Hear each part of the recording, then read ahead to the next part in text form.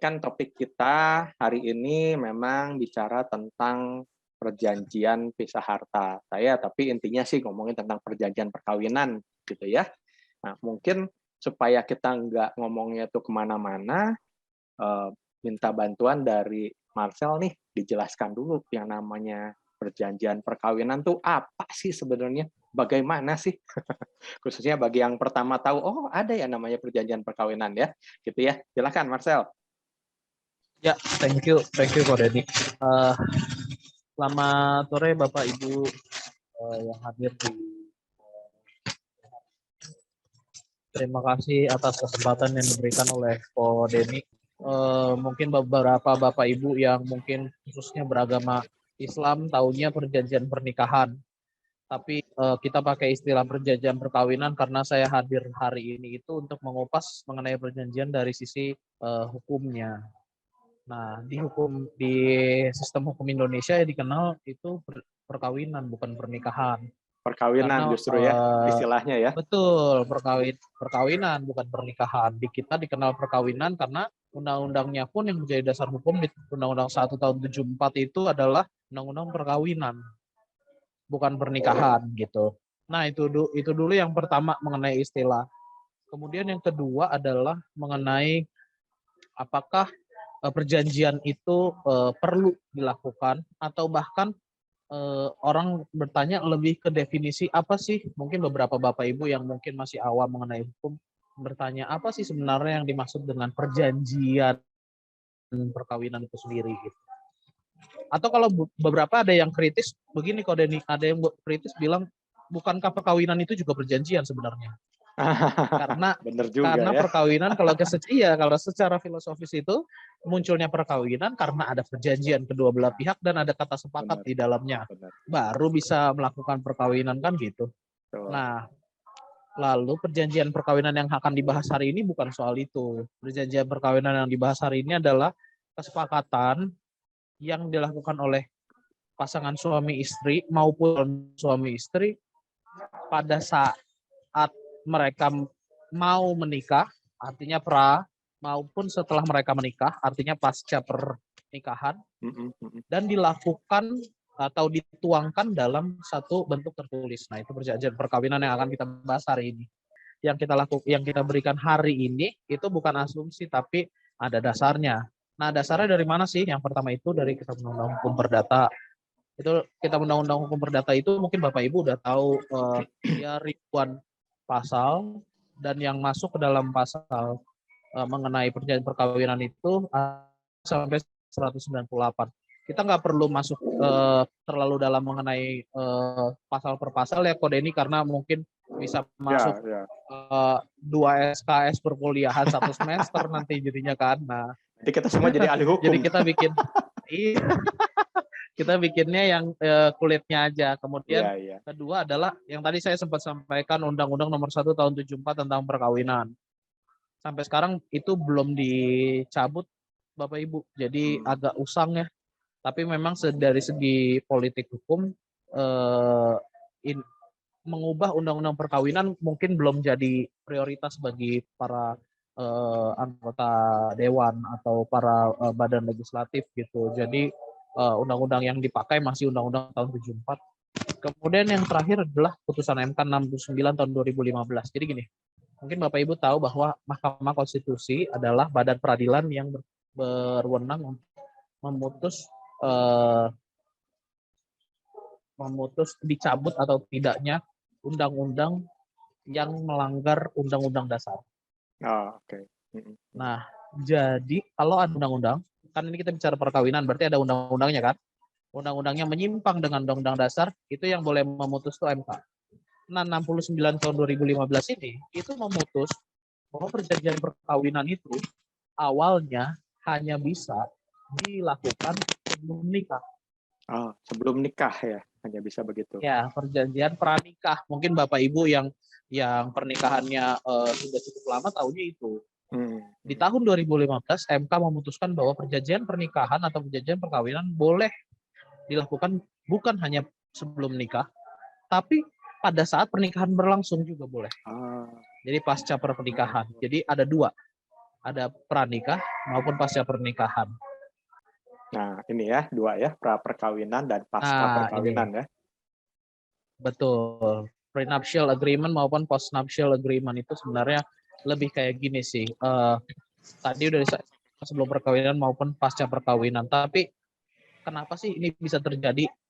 Dasarnya gini, beberapa mungkin Bapak Ibu yang hadir hari ini tahu bahwa dalam perkawinan itu memang hasilnya itu awalnya dari kesepakatan bersama. Kamu misalnya sebagai calon suamiku inginnya apa? Aku sebagai calon istri misalnya inginnya apa? Ingin dalam arti ingin nanti pada saat menikah siapa yang mengurus rumah tangga misalnya dari sisi mengurus anak kan itu bisa dibahas. Ada juga yang dari sisi mengurus keuangan, terutama bicara soal perjanjian perkawinan itu adalah pengurus harta. Beda, harta dengan keuangan beda ya Bapak Ibu. Keuangan hanya bagian dari harta. Untung rugi itu juga harta. Utang piutang itu juga harta. Jadi keuangan hanya bagian dari harta yang akan dibahas. Tapi pada dasarnya perjanjian pernikahan itu umumnya dilakukan karena adanya kesepakatan antara kedua belah pihak suami istri terkait pengurusan harta. Nah, prenuptial agreement itu biasanya dilakukan apabila suami istri menyepakati mengenai harta sebelum adanya perkawinan. Nah, pasca itu artinya begini loh Bapak Ibu, kadangkala setelah menikah baru kepikiran nih, kayaknya kita harus bikin deh perjanjian perkawinan antara kita gitu. Macam-macam alasannya, mungkin bisa diminta oleh salah satu mertua, kan bisa juga. Bisa juga diminta perjanjian perkawinan karena salah satu baik suami maupun istri itu ingin bisnis misalnya. Jadi kalau ingin bisnis yang tidak pernah dibicarakan sebelum pernikahan, terus misalnya suaminya ingin bisnis, katakanlah ingin yang tadinya awalnya karyawan swasta pengen buka perusahaan sendiri terus keluar dari pekerjaannya, kan itu nggak pernah dibicarain sebelumnya. Nah, karena ada itu makanya oke deh kita bikin perkawinan yuk supaya kalau ada kerugian nanti bisa tidak ditanggung oleh kedua belah pihak, yang menanggung hanya suami karena dia yang mau bikin bisnis misal seperti itu. Itu bisa dilakukan, itu pasca perkawinan. Dan sifatnya biasanya kalau pasca perkawinan tipe perjanjiannya lebih sulit Bapak Ibu karena dia lebih kompleks. Pasti akan berbeda dong ketika kita sudah menjalani pernikahan terus sudah tahu nih satu sama lain sifatnya bagaimana, baru kita bikin perjanjian dengan yang sebelum menikah. Biasanya yang sebelum menikah tuh bikin perjanjiannya pakai bunga-bunga cinta gitu. Jadi agak lebih negotiable. Tapi kalau pasca perkawinan biasanya agak udah ada riak-riak konfliknya. Jadi biasanya sampai ke hal-hal yang sifatnya spesifik diatur, biasanya gitu kalau pasca perkawinan. Itu dua perjanjian perkawinan dengan sifat masing-masing. Apalagi nih? Oh, jenis perjanjian ini ya. Jenis ini menarik Bapak Ibu karena kalau bicara tadi kan saya bilang nih di awal ya Kak Denny ya, bahwa perjanjian perkawinan itu kurang lebih membahas mengenai harta. Nah, harta yang dibahas tuh ada 3 jenis. Yang pertama harta bawaan. Jadi harta bawaan itu Bapak Ibu, suami sebelum menikah udah punya harta apa nih? Kan macam-macam ya. Ada mungkin yang suami mau menikah diberikan sudah punya mobil atau diberikan warisan misalnya dari kakek nenek atau apa yang diperoleh sebelum pernikahan. Nah, itu namanya harta bawaan. Begitu juga dengan istri, mungkin juga istri misalnya mau menikah, baru mau ya, belum pernikahan ya, baru mau menikah, kemudian keluarga besar memberikan sesuatu yang sifatnya misalnya mungkin benda bergerak kayak mobil atau benda tidak bergerak kayak tanah, itu harta bawaan. Nah, ada perjanjian pernikahan yang memang membahas mengenai pemisahan harta bawaan tersebut. begitu. Nah, pemisahan harta bawaan sebenarnya itu sudah terpisah di Undang-Undang Perkawinan maupun KUH Perdata. Tapi ketika ada perjanjian perkawinan itu menjadi tegas. Karena begini, kadangkala Bapak Ibu, dalam pernikahan itu kan ada yang awalnya memang 100% love gitu. Jadi ketika ada masalah, ada konflik,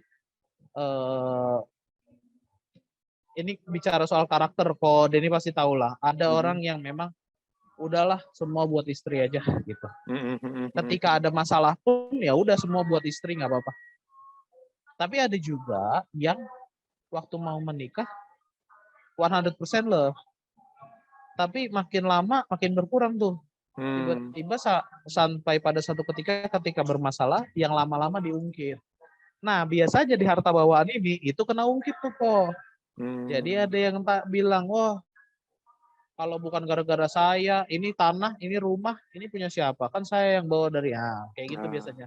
Gitu ya. Biasanya kan gitu kan. Itu nggak pernah diungkit tuh sebelum pernikahan. Pas pernikahan awal juga nggak diungkit, tapi setelah pernikahan diungkit biasanya gitu. Nah, kalau misalnya Bapak Ibu sudah tahu karakter masing-masing atau karakter keluarga besar misalnya, karena harta bawaan kan erat kaitannya sama keluarga besar ya. Ada baiknya dilakukan pemisahan harta bawaan gitu.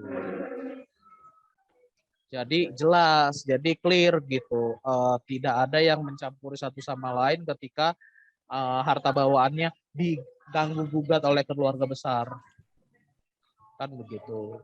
Jadi justru untuk melindungi. Kemudian yang kedua pemisahan ya, kenapa? Untuk melindungi di harta bawaan itu. Ya. Ya gitu. Kalau ini kan kalau ya keluarga besar sifatnya sudah saling mengenal bahwa keluarga besar agak apa ya bahasanya rewel lah istilahnya. Kemudian yang kedua itu pemisahan untung rugi. Jadi ini bicara tadi yang saya sampaikan bahwa misalnya suami pengusaha atau suami bisnis yang sifatnya jauh misalnya multinasional gitu. Yang resiko untung ruginya tinggi. Ada pasangan pernikahan yang atau pasangan suami istri yang membuat perjanjian pernikahannya itu memisahkan antara kalau untung bagaimana, kalau rugi bagaimana, dan itu ditanggung oleh masing-masing. Jadi kayak gini, kadangkala biasanya kan ketika melakukan akad untuk pembelian sesuatu, kalau campur harta itu kan suami dan istri tanda tangan bareng kok. Nah, kalau pemisahan itu bisa jadi yang tanda tangan suami tanda tangan sendiri. Jadi kalau ada kerugian atau dipanggil cari debt collector, istri nggak dicari. Hanya sampai di suami. Seperti itu kurang lebih. Itu yang terakhir dipisah ya untung rugi gitu ya. Untung ruginya, betul. Yang ketiga adalah pemisahan sepenuhnya. Jadi overall sudah dipisahkan dan secara taktis itu sudah dibicarakan di awal. Itu jelek nggak jelek sama sekali. Itu bisa saya bilang buat beberapa pernikahan yang pasangannya itu orang Indonesia WNI dengan WNA itu rata-rata pemisahan sepenuhnya. Karena dari sisi orang asing itu biasanya lebih suka untuk dilakukan pemisahan harta karena dia agak males untuk konflik-konflik yang sifatnya keluarga. Biasanya bule itu atau orang asing itu agak males kalau kaitannya konflik keluarga. Jadi mereka mintanya di depan sudah disepakati saja bagaimana cara pembagian harta untung rugi, harta bawaan dan sebagainya gitu. Itu pemisahan sepenuhnya. Oke, jadi itu semua harta yang sudah diperoleh dalam pernikahan pun diatur ya. Itu bahwa itu masing-masing gitu ya. Betul, itu diatur masing-masing. Nah, gini Bapak Ibu, perjanjian pernikahan itu secara prosedur wajib dibuat di hadapan notaris dan dicatatkan di kantor pencatatan perkawinan. Itu KUA untuk yang beragama Islam dan Dukcapil untuk yang beragama non-Muslim. Kristen misalnya, Buddha, Hindu, dan Katolik. Jadi kenapa? Jadi gini, kalau untuk prenuptial atau pra-pernikahan, begitu mendaftarkan ke Dukcapil, dilampirkan juga perjanjiannya gitu loh kok. Hmm. supaya nanti begitu didaftarkan, nanti di sertifikat yang dari Dukcapilnya tertera juga perjanjiannya. Nomornya perjanjian itu. Sehingga sehingga nanti ketika ada masalah di kemudian hari, ada dispute atau ada perkara di pengadilan, perjanjian itu bisa dipakai. Karena ketika perjanjian tersebut dibuat tapi tidak dicatatkan, itu nggak bisa dipakai sebagai dasar hukum, kurang kuat lah. Gitu. Tapi kalau yang untuk yang Muslim juga gitu kalau KUA. Tapi untuk yang sudah menikah, itu kan sudah dapat akta tuh.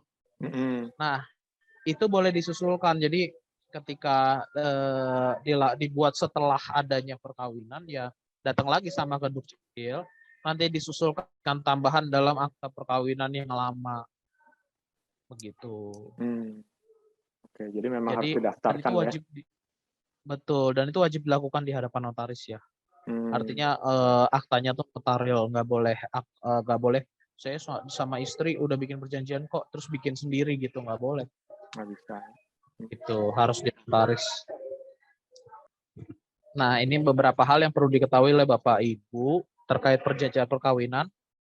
Pada dasarnya mengatur tentang harta kekayaan seperti saya sampaikan tadi, baik sebelum maupun saat perkawinan berlangsung. Saat perkawinan berlangsung itu harta yang sifatnya bercampur. Jadi kalau nggak ada perjanjian perkawinan, dianggap harta suami dan harta istri itu bercampur.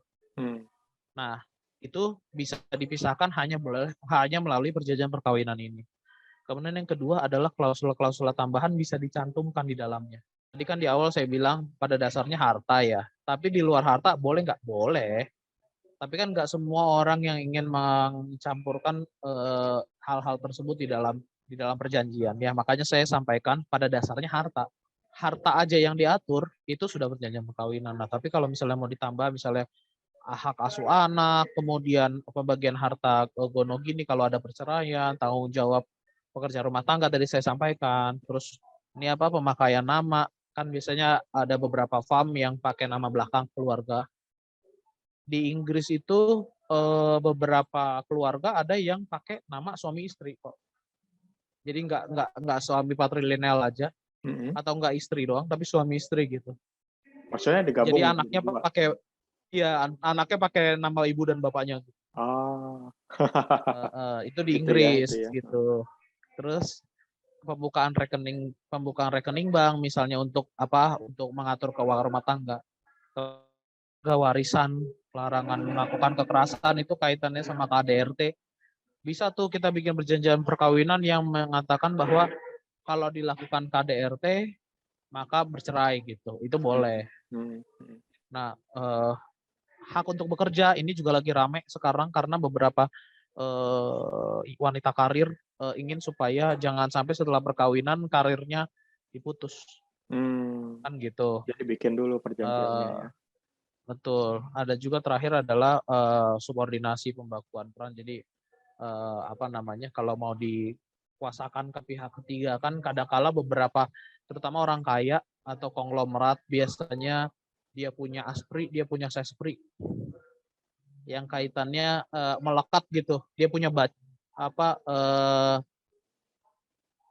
asisten yang memang melekat dengan dia dan itu bisa ditaruh di dalam satu perjanjian perkawinan ini gitu. Tugas dan wewenangnya. Itu termasuk ketiga, ini juga nggak? Kalau yang kedua ini ya, apa misalnya yang kalau misalnya berselingkuh, nah itu kan biasanya suka nanya tuh. Oh boleh juga, boleh juga. Misalnya kalau berselingkuh maka suami harus rela ditalak misalnya kayak gitu boleh. Nah itu masuk ke yang ketiga ini.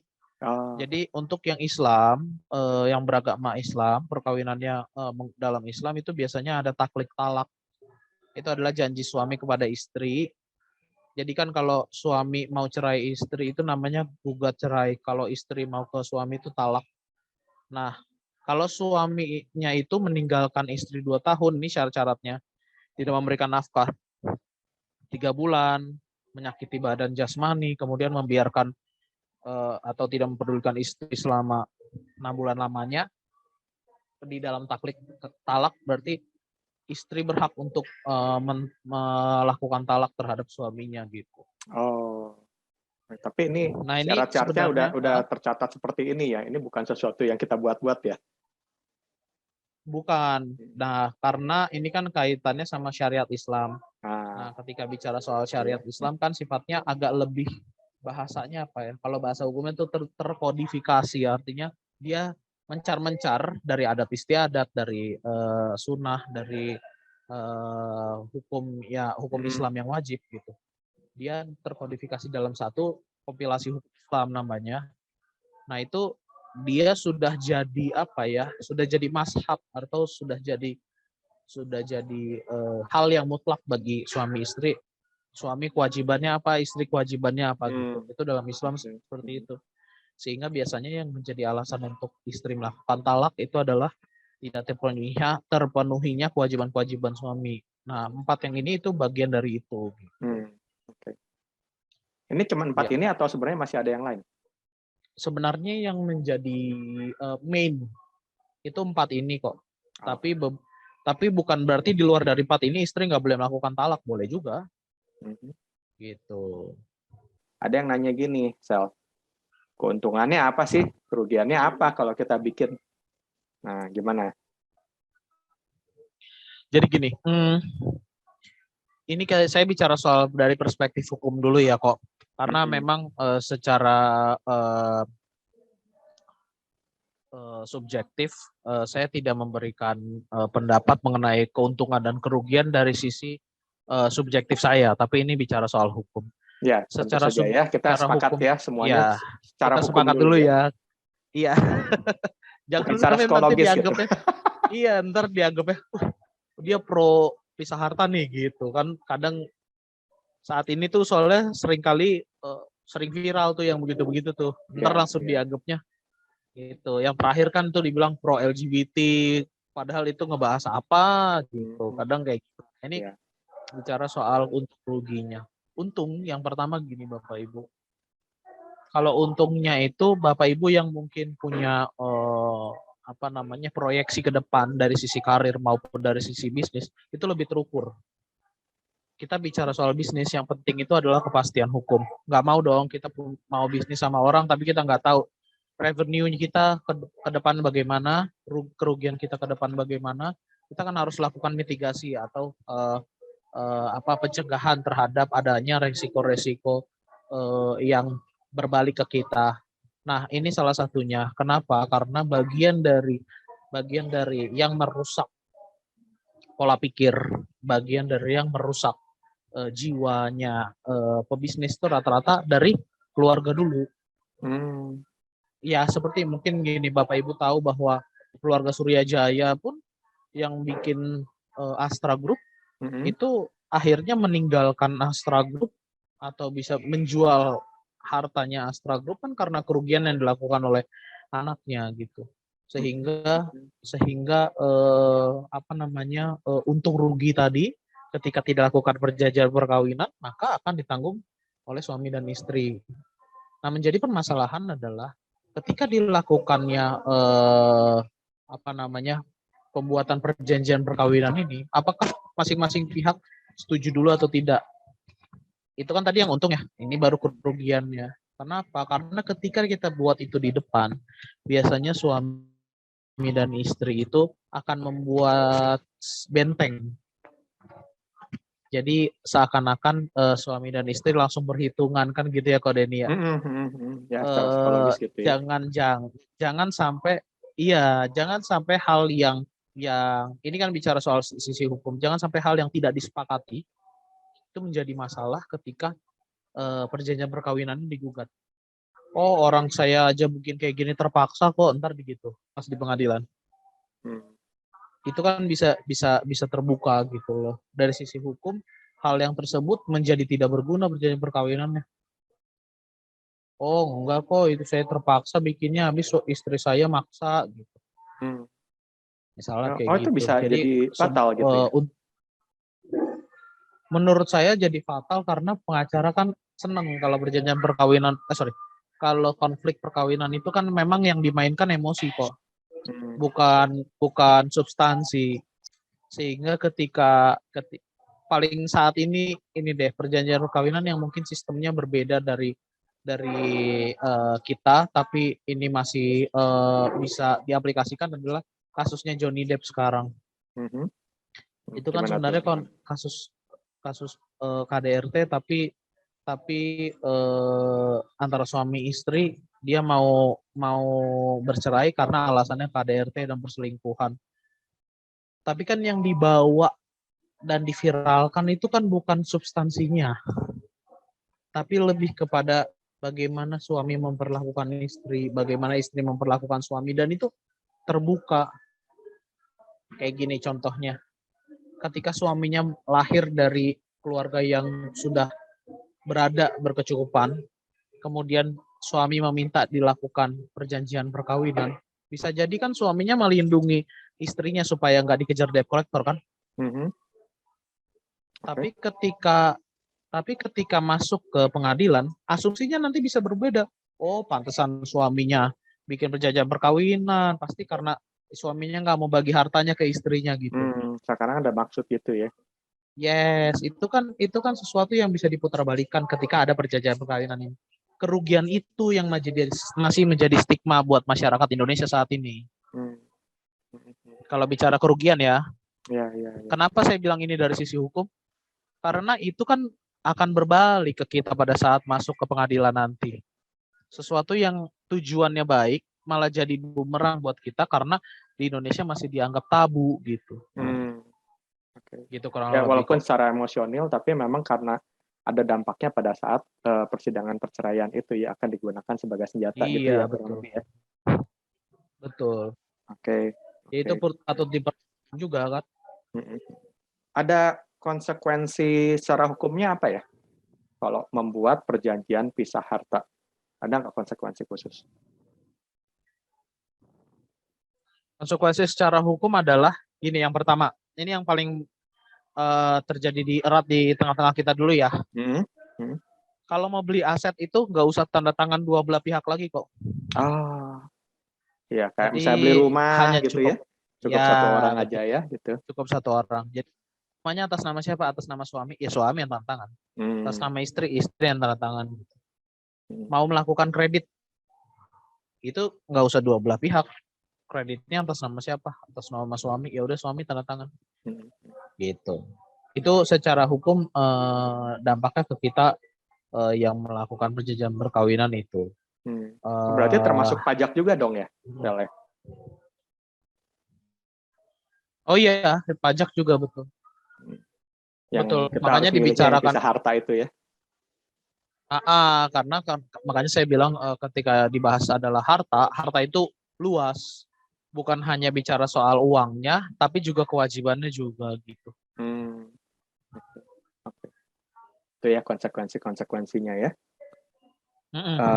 Ini ada pertanyaan yang lain-lain nih ya. Boleh. Saya rencananya menikah dengan pasangan beda negara nih ya, kata seorang peserta nih ya. Terus bagaimana hukum yang berlaku tentang harta yang dimiliki? Ya, poin apa yang penting jika ingin melakukan perjanjian pranikah? Nah, gimana tuh? Jadi ini beda negara nih. Nah, gini. Pasti ada pertanyaannya berlaku atau enggak? Nah, seperti itu. Iya. Dalam sistem hukum Indonesia itu perjanjian itu melekat pada hukum di mana perjanjian itu dibuat. Jadi ketika perjanjian itu dibuat di Indonesia, maka hukum Indonesia yang berlaku. Nah, tetapi perjanjian juga boleh dilakukan, hukum yang mengikat dalam perjanjian itu boleh juga di luar dari tempat perjanjian itu dibuat, tapi harus dicantumkan dalam perjanjian. Maksudnya gini, misalnya ditandatanganinya di Jakarta, tapi di dalam perjanjian tulisannya, perjanjian ini dibuat dan tunduk pada sistem hukum Inggris misalnya gitu. Itu boleh. Bisa begitu. Tapi harus ditulis. Kalau nggak ditulis nanti berlakunya jadi di Indonesia. Nah, jadi kalau ditanya, saya menikah dengan orang luar, orang asing, pakai perjanjiannya mengenai harta bagaimana? Itu tergantung dari sistem hukum mana yang dipakai di perjanjian tersebut. Kan WNA itu ada 2 warga negara. Mau pakai sistem hukum yang asing atau yang Indonesia. Kalau pakai yang Indonesia, ya udah kita bahas yang di sini gitu. Nah, kalau bicara soal hartanya, pembagiannya gimana? Apakah boleh harta yang Indonesia ngebahas mengenai harta yang di luar? Boleh. Bisa ya. Kalau bicara boleh, boleh. Bisa, bisa. Tapi Gitu. apakah mengikat nggak? Misalnya itu Tapi, WNA, terus pas katakanlah pulang nih ceritanya ya ke nah, negaranya. Mengikat nggak? Perjanjian Indonesia nih ceritanya. iya, iya. Nah, untuk harta yang ada di Indonesia itu mengikat secara otomatis. Jadi walaupun dia pulang, berpisah, kemudian pulang ke negaranya, harta yang di Indonesia mengikatnya langsung gitu. Langsung ke pihak yang membuat perjanjian gitu. Tapi ketika kita membahas mengenai rumah yang di Denmark misalnya, atau tanah yang ada di Amerika misalnya, di New York misalnya, itu nggak bisa dilakukan serta-merta seperti itu. Itu harus didaftarkan dulu ke pengadilan yang ada di sana untuk melakukan eksekusinya. Jadi kita tetap harus menghormati juga sistem hukum di sana dalam kaitannya sama eksekusi. Oh gitu. Gitu. Ya. Tapi sebenarnya itu kalau misalnya Gitu ada kok. terjadi ini ya, ya kayak tadi ya Mm-mm. pelanggaran dan sebagainya kalau ada klausul itu, atau ya kecuali yang untung rugi tadi ya. Yes. Oke, ya cukup jelas sepertinya ya.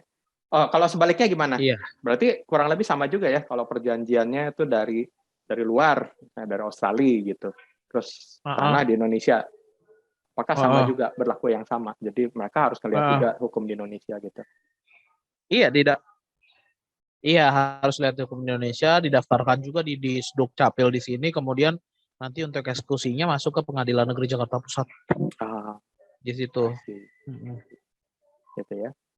Oke, kelihatannya cukup Iya. jelas ya, Bapak Ibu yang masih ada pertanyaan lanjutan, Ya. silakan tanya di chat ya. Saya akan lanjut lagi nih. Eh proses pisah harta. Nah, bagaimana prosesnya biasanya?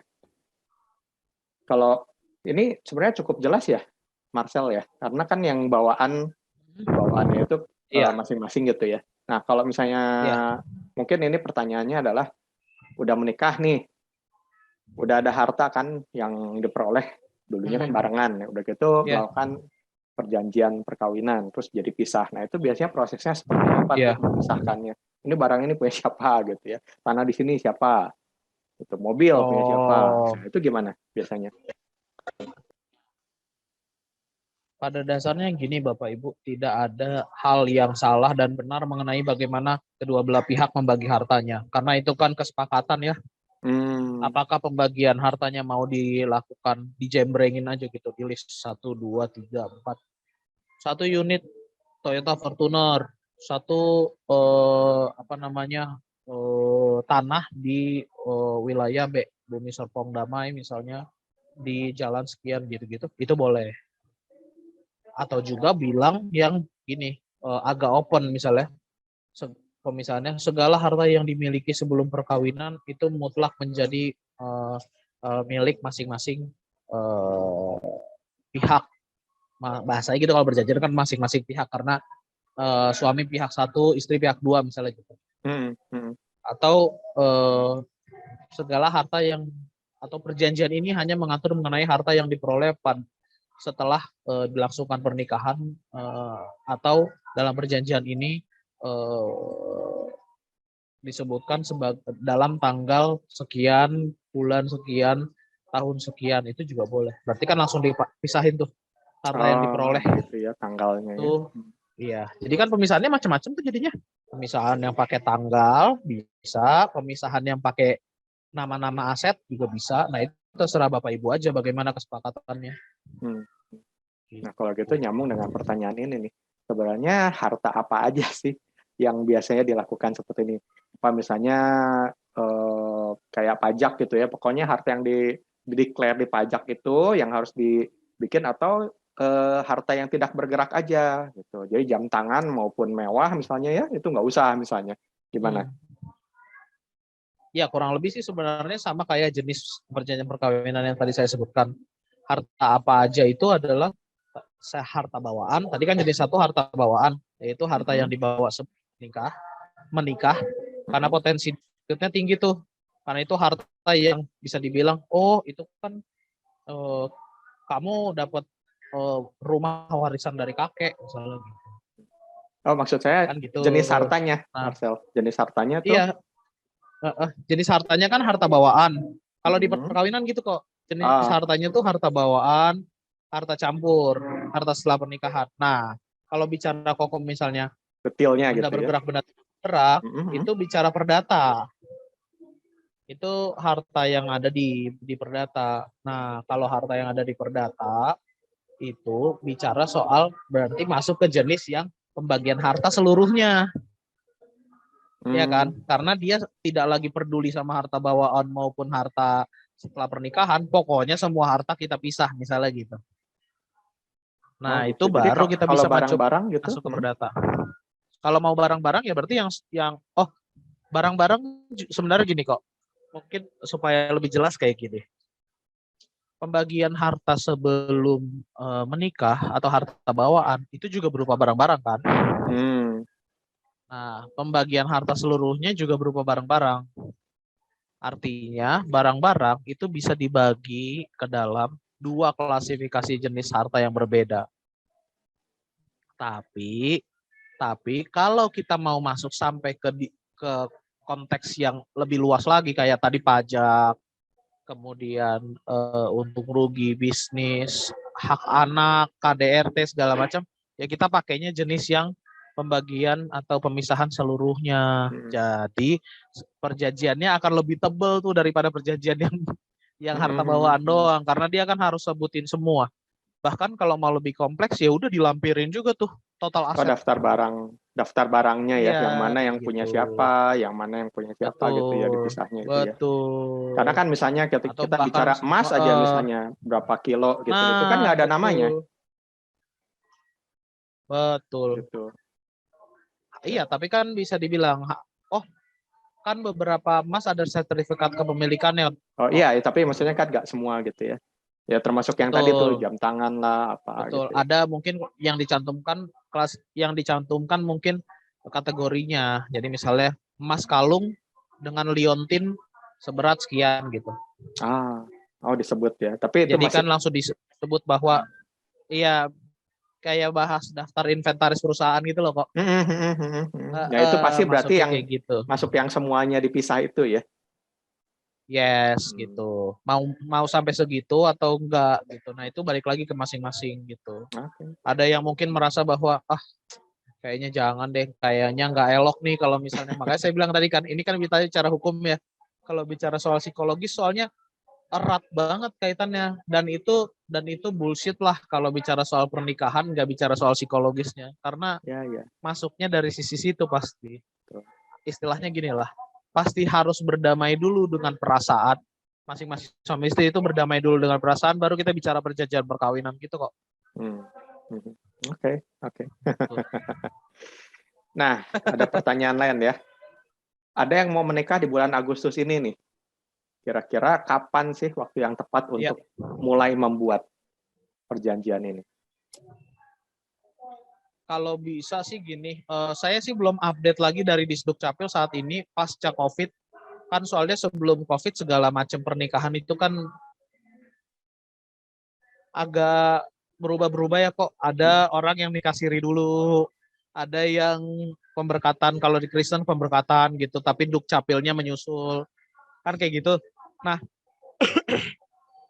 pasca yang sekarang masuk fase endemi ini saya belum cek lagi apakah Dukcapil itu pendaftarannya harus Hamin berapa. Nah, pada dasarnya Bapak Ibu menyelesaikan perjanjian pernikahan itu bisa cepat atau bisa lama itu tergantung dari apa aja yang mau diperjanjikan. Jadi sudah sepakat dulu atau belum. Karena kan akan beberapa kali draftnya akan direvisikan. Ya, butuh waktu Begitu juga ya ketuk itu. palu itu, iya gitu. Karena kan biasanya untuk kita kasih draft misalnya, biasanya ada yang perlu untuk dilakukan rapat keluarga besar, ada juga yang tidak perlu. Gitu ya. Nah, kalau misalnya perlu rapat keluarga besar itu bisa bulanan tuh kok.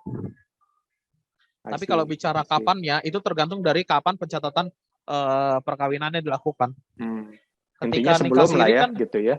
Iya, pasti harus sebelum. Mm-mm. Tapi kalau pernikahannya mau ya udahlah, ini masih alot daripada kita nggak nikah, ya udah menikah dulu ya nggak apa-apa juga gitu. Mm. Mm-mm. Toh perjanjian perkawinan itu tidak menjadi syarat kok dilakukannya perkawinan dalam Indonesia gitu. Oke, jadi cukup jelas ya. Jadi tolong Bapak Ya. Ibu yang mau melakukan perjanjian premarital itu Ya. disiapkan dulu nih, direncanakan karena bisa jadi ini panjang waktunya gitu ya. Yes. Masih awal-awal nih. Iya, betul. Mm-hmm. Betul. Terus ada yang nanya juga apakah pembagian biaya pernikahan dimasukkan? Ini juga ya, tapi ini pertanyaan yang kan kalau orang awam bener semua ditanyain loh. Ya. Biaya Iya, pernikahan boleh, gimana? boleh. Biaya pernikahan biasanya sih saya belum pernah baca sih ada yang membuat itu di dalam perjanjian, karena biasanya perjanjian pernikahan itu bicara soal harta yang sifatnya bisa dihitung dan kelihatannya sebagai aset gitu. Kalau biaya pernikahan itu adalah biaya yang dikeluarkan dan hangus, bukan aset kan. Jadi biasanya itu nggak diperjanjikan sih di dalam perjanjian pernikahan. Saya sih belum pernah ngelihat gitu. Jadi misalnya nih yang kebayang sama saya, mungkin dia berpikirnya kalau mau bikin perjanjian premarital, apakah termasuk nanti kalau menikah biayanya 100% dari pihak suami misalnya. Nah kayak gitu. Memang belum ada ya kayak gitu ya? Belum sih, belum pernah saya lihat. Maksudnya saya tidak bisa sampaikan itu boleh atau tidak karena nggak ada gini, di Indonesia itu pasal 1338 Kitab Undang-Undang Hukum Perdata mengatakan bahwa setiap orang itu berhak untuk berkontrak, membuat perjanjian. Isi perjanjiannya tidak diatur secara jelas harus apa dan harus apa. Sepanjang tidak melanggar hukum, setiap orang bisa melakukan perjanjian apapun. Jadi kalau secara definisi boleh atau tidak, boleh dong. Boleh ya, gitu ya. Nah, tapi akan sulit bagi notaris untuk menetapkan itu. Karena nanti ditulisnya seperti apa? Apakah nominal? Misalnya biaya pernikahan sebesar 1,5 miliar misalnya gitu.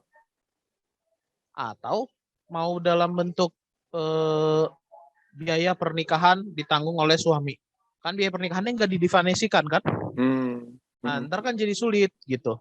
Kalau dibikin 1,5 miliar, itu didefinisikannya bagaimana? Biaya pernikahan kan luas. Apakah transport pulang pergi dari hotel ke gedung juga biaya pernikahan?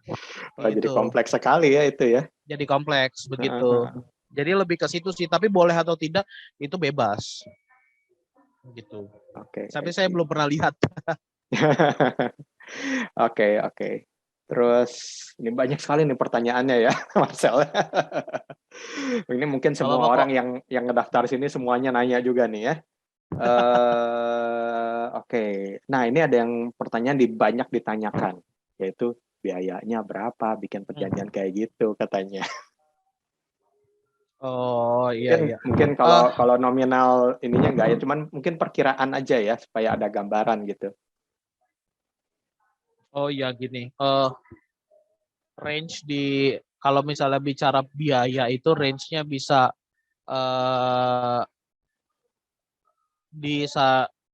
kalau sekarang ini kan harus notaris, tapi kalau saya punya rekanan notaris sendiri yang membuat ini, artinya biasanya kan mohon maaf ya, ketika dibuatnya oleh notaris tanpa ada lawyer atau konsultan hukum, biasanya dibuatnya itu hanya sesuai dengan template. Nah, di saya bisa bantu untuk melakukan review segala macam. Biasanya saya kasih range sekitar 2-3 juta aja kok. Cukup kecil sih menurut saya, karena biasanya aset yang dibahas kan nggak mungkin 2 juta 3 juta, pasti besar gitu. Tapi di saya cukup segitu gitu. Nah, beberapa tempat ada yang menawarkan sekitar 1 juta, 1,5 juga ada. Tapi saya bisa bilang bahwa hati-hati karena jangan tergiur sama harganya, tapi substansinya nggak ada. Karena gini Bapak Ibu, ketika didaftarkan ke Dukcapil, Bapak Ibu nggak boleh rubah, nggak boleh direvisi. Perjanjian di saya lupa 100 berapa kalau perdata, perjanjian pernikahan tidak dapat dirubah dengan alasan apapun. Oh gitu. Jadi nggak ada suka ada perjanjian tambahan gitu, addendum gitu nggak bisa ya?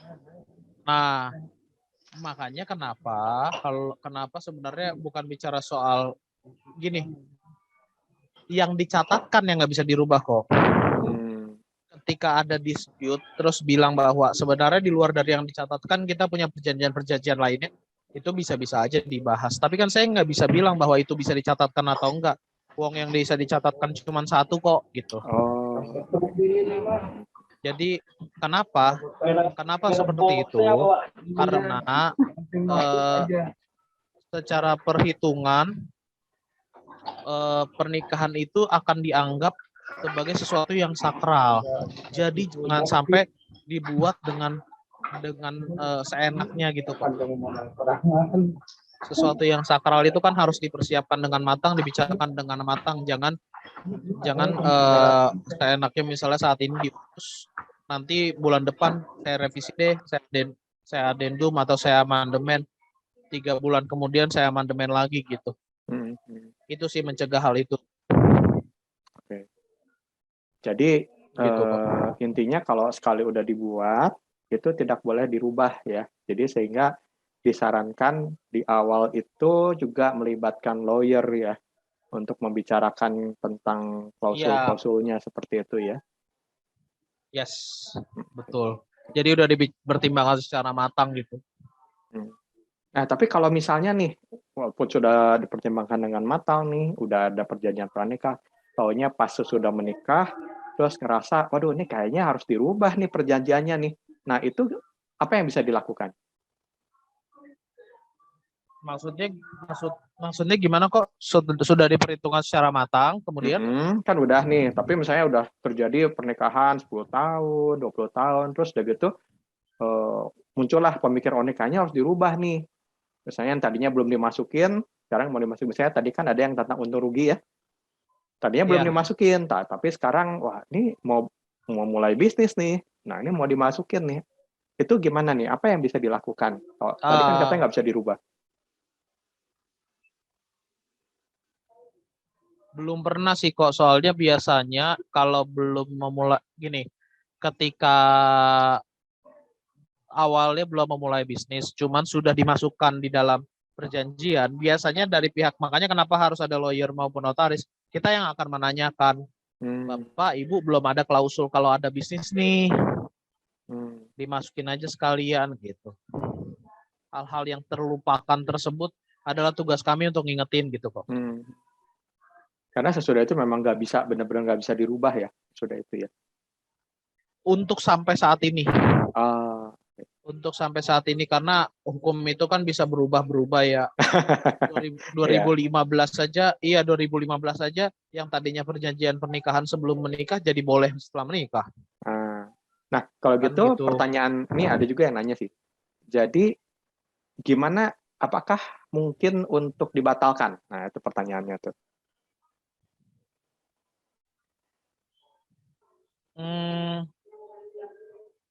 Kalau menurut saya sih mungkin. Walaupun kalau menurut saya bisa, tapi menurut saya itu sesuatu yang jarang terjadi, anomali gitu. Anomali ya. Sesuatu yang hartanya tadinya dipisah, udah dipisah secara rapi, kemudian pengen dicampur gitu. Kan kalau dicabut dicampur ya. Iya, betul. Kayaknya nggak pernah terjadi deh tuh. Tapi kalau bisa atau enggak harusnya bisa ya. Karena tidak ada sih yang aturan yang bilang seperti itu. Oke. Nah, apalagi ya nih ya, yang tadi banyak pertanyaan yang berulang sih udah dijawab ya, keuntungan kerugian, apa yang saja yang dimasukkan udah dijawab ya. Terus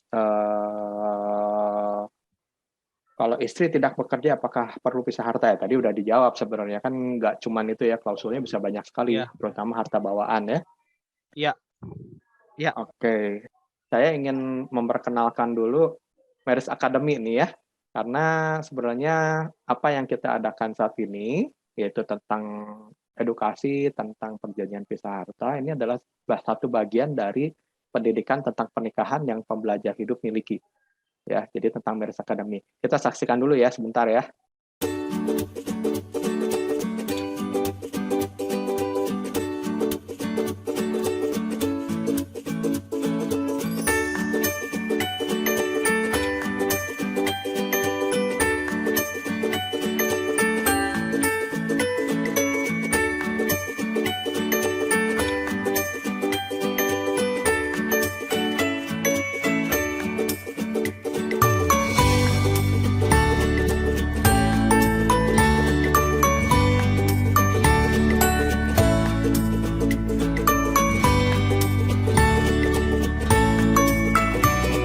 Ternyata banyak pasangan yang mengeluarkan begitu banyak biaya untuk menyelenggarakan pesta pernikahan yang wah, 1 hari saja. Tapi kurang mau menyediakan waktu, usaha, apalagi dana untuk mempersiapkan diri menjalani kehidupan sesudah hari pernikahan tersebut. Sebenarnya bukankah lebih mudah kalau kita mencegah keretakan rumah tangga daripada kita harus menambah keretakan itu?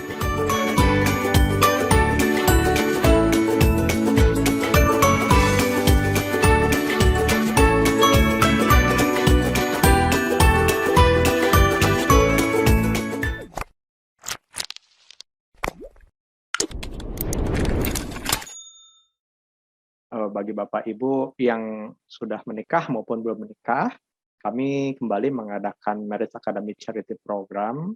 Kali ini kita akan adakannya di hari Minggu, ya, jam 6 sampai jam 9 malam, tanggal 5, 12, dan 19 Juni. Jadi kalau yang hari Sabtunya masih kerja juga, ya bisa ikut program ini, ya. Dan ini semua di rumah masing-masing melalui Zoom. Program charity ini dapat diikuti dengan biaya berapapun juga, tergantung donasi sukarela dari Bapak Ibu. Namun, sebagai tanda terima kasih kami, donasi minimal 250.000 akan mendapatkan buku pernikahan The Great Marriage yang saya tulis, sedangkan donasi minimal 500.000 akan mendapatkan buku, juga recording dan e-sertifikat. Ya, silakan Bapak Ibu daftar ya melalui WA. Nanti sesudah ini juga langsung ke admin pembelajar hidup. Oke, Marcel, kita balik lagi ya. Kemudian ada yang bertanya juga di chat, saya ada plan menikah sama WNI dengan duda cerai yang sudah ada anak. Dia belum selesai bagi harta gonogini dengan ex-istrinya. Nah, ex-istrinya katanya sudah setuju dengan harta gonogininya sebagian besar dihibahkan ke anak. Nah, pertanyaannya, poin-poin apa saja yang penting untuk dicatatkan untuk di prenup ya, sebelum pernikahan gitu ya, prenup kami supaya tidak kena dampak negatif dari hubungan pernikahan yang sebelumnya. Ya, jadi ini masih belum beres nih harta gonogini dengan pernikahan sebelumnya. Nah, sekarang mau bikin perjanjian pisah harta, gitu, perjanjian perkawinan, gitu. Nah, apa saja yang perlu dicatatkan menurut Pak Marcel nih? Gimana? Silakan. Menurut saya yang perlu itu yang sebelum menikah, yang harta bawaan. Jadi itu kan mesti di-clear, iya mesti di-clearkan bahwa segala harta yang diperoleh sebelum perkawinan yang baru itu apa namanya tidak menjadi urusan dari si istri misalnya gitu dalam hal ini kan. Jadi ketika ada permasalahan-permasalahan terkait harta yang tadi yang dengan mantan istrinya itu tidak diungkit-ungkit gitu. Cukup ya, itu aja ya. Jadi Iya, bawaan itu ya. Oke. Apakah bisa dibuat perjanjian pranikah, lalu setelah menikah bisa buat perjanjian pasca nikah? Nah, ini tadi rasanya udah dijawab ya, Sel. Jadi cuma hanya satu ini aja ya. Iya, satu perjanjian aja. Satu perjanjian saja ya. Iya. Untuk perjanjian prenup, apakah pihak suami istri masing-masing harus membawa konsultan hukumnya masing-masing? Karena kalau pakai konsultan hukum salah satu pihak, takutnya ada klausul yang merugikan salah satu pihak yang belum diketahui saat penandatanganan. Nah, bagaimana menurut Pak Marcel? Ya, perlu atau tidak sepanjang itu dibutuhkan boleh saja, karena beberapa klien yang lahir dari keluarga konglomerat misalnya atau keluarga pengusaha, biasanya mereka mempunyai lawyer keluarga sendiri kok. Jadi mereka udah punya family lawyer yang tahu sebenarnya dari sisi kebutuhan keluarga dengan karakter keluarga seperti apa. Nah, biasanya ini kan yang umum terjadi atau umum dilakukan bagi keluarga warga negara asing juga. Karena warga negara asing itu belum seperti Indonesia belum seperti warga negara asing yang mereka sadar bahwa harusnya lawyer itu dipakai sebelum adanya konflik.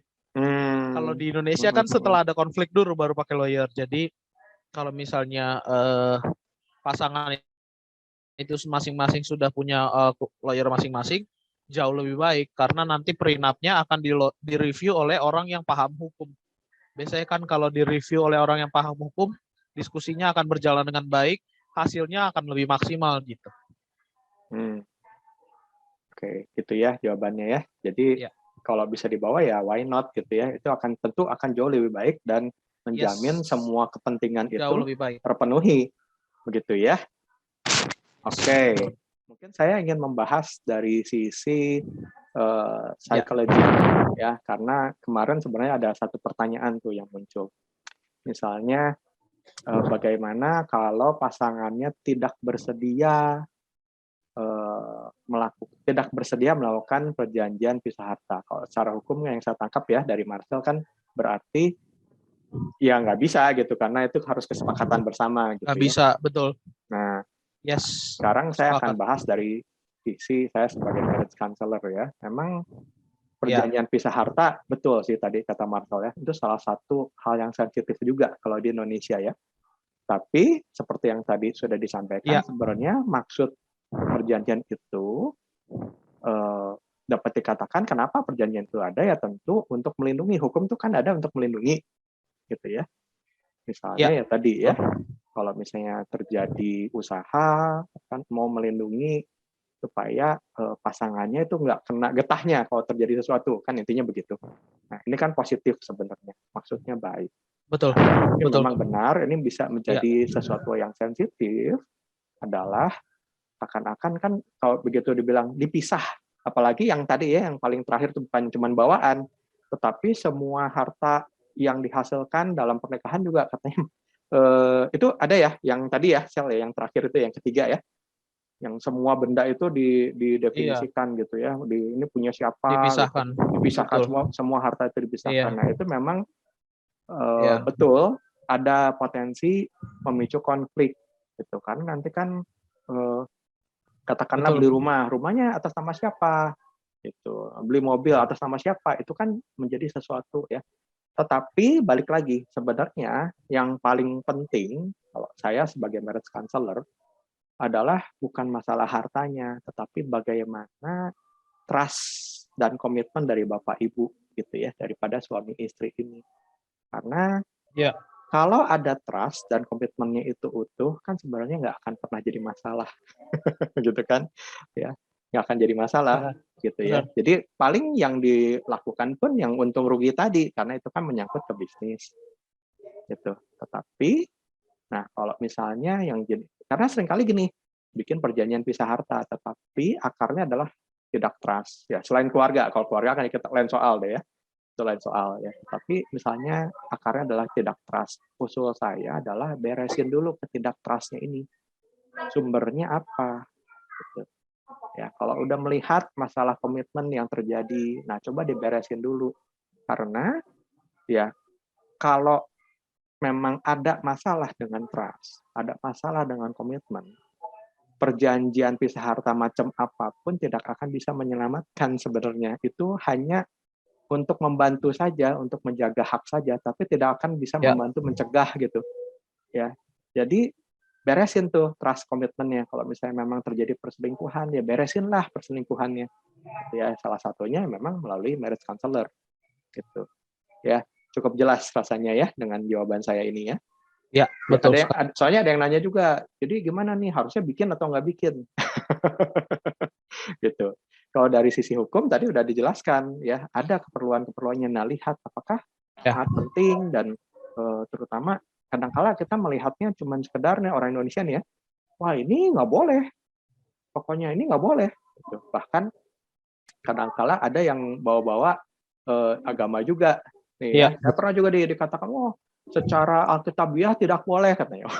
Jadi, oke, di satu sisi betul, kalau saya melihatnya potensi itu ada. Betul. Iya. Tapi lihat juga garis besarnya, ya gambaran besarnya bahwa bukan cuman ngomongin, oh ini harta siapa, nih handphone punya siapa gitu ya.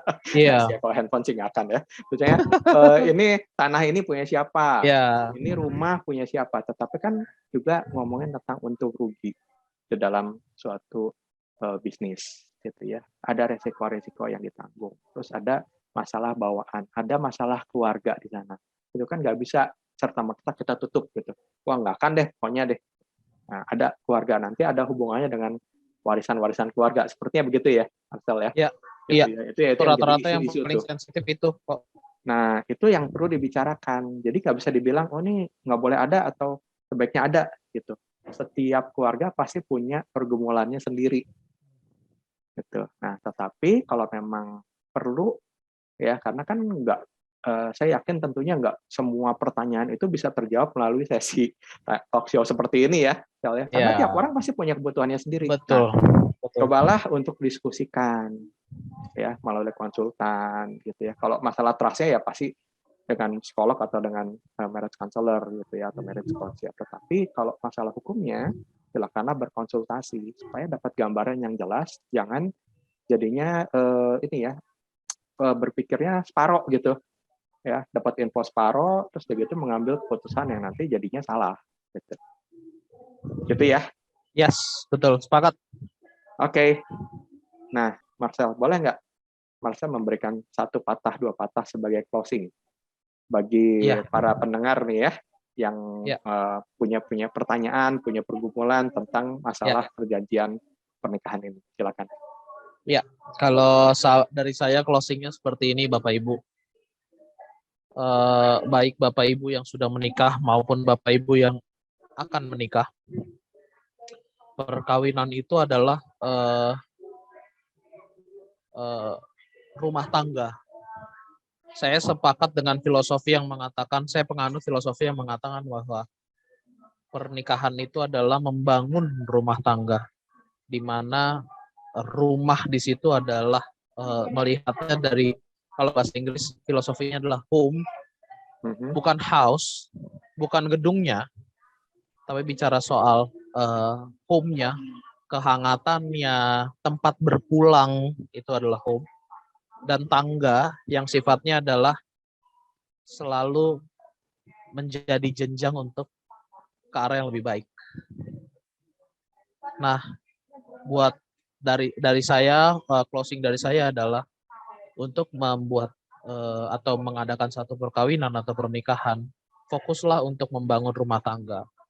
Fokuslah untuk mempersiapkan home and stage.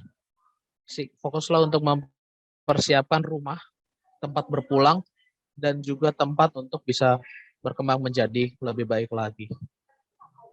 Apakah perjanjian perkawinan merupakan salah satu caranya? Bukan. Tapi itu hanyalah tools supaya home dan stage, rumah dan tangga itu bisa terjadi, bisa terbangun. Jadi perjanjian perkawinan buat saya adalah bukan jawaban atas segala permasalahan rumah tangga Bapak Ibu. Tapi perjanjian perkawinan jadikanlah sebagai tools untuk mencegah adanya konflik yang mungkin Bapak Ibu sadari di kemudian hari akan terjadi. Sehingga karena perjanjian perkawinan hanyalah tools, bicarakanlah dengan pasangan apakah ini perlu untuk digunakan atau tidak. Karena sebagaimana tools, jangan jadikan itu menjadi main. Jangan menjadikan itu menjadi utama. Tapi jadikan itu menjadi alat ketika dibutuhkan. Ketika membutuhkan perjanjian perkawinan untuk membangun rumah tangga, tidak perlu dipakai. Begitu Bapak Ibu. Ya. Baik lagi kalau buat saya, jangan jadikan itu adalah unsur utama buat yang ingin menikah karena belum ada kesepakatan tentang perjanjian perkawinan nggak jadi menikah, jangan sampai terjadi seperti itu gitu. Tapi Iya. jadikan itu jadi tools saja. Itu sih dari saya. Ya, saya sepakat banget juga nih, Marcel ya. Ini segala sesuatu hukum itu dibuat ya tentu untuk membantu kita, tapi jangan itu justru menjadi keributan, sumber konflik gitu ya. Walaupun jujur sih dari sepanjang karir saya sebagai marriage coach dan marriage counselor belum ada sih yang datang yang khusus berantem ya karena masalah perjanjian pernikahan gitu. Tapi justru Iya, yang iya. sudah mengalami perselingkuhan dan macam-macam biasanya memang akhirnya membuat Iya, perjanjian perkawinan ini. Nah, lihatnya dari sisi positif saja, gitu ya. Yes. Bagaimana ini bisa membantu untuk keluarga, ya, bukan untuk menjadi sumber konflik tadi. Iya, betul. Gitu. Oke, kalau gitu saya mengucapkan terima kasih sekali, Marcel ya, untuk bersedia nih ya. Walaupun saya tahu sibuk sekali nih, Marcel ya.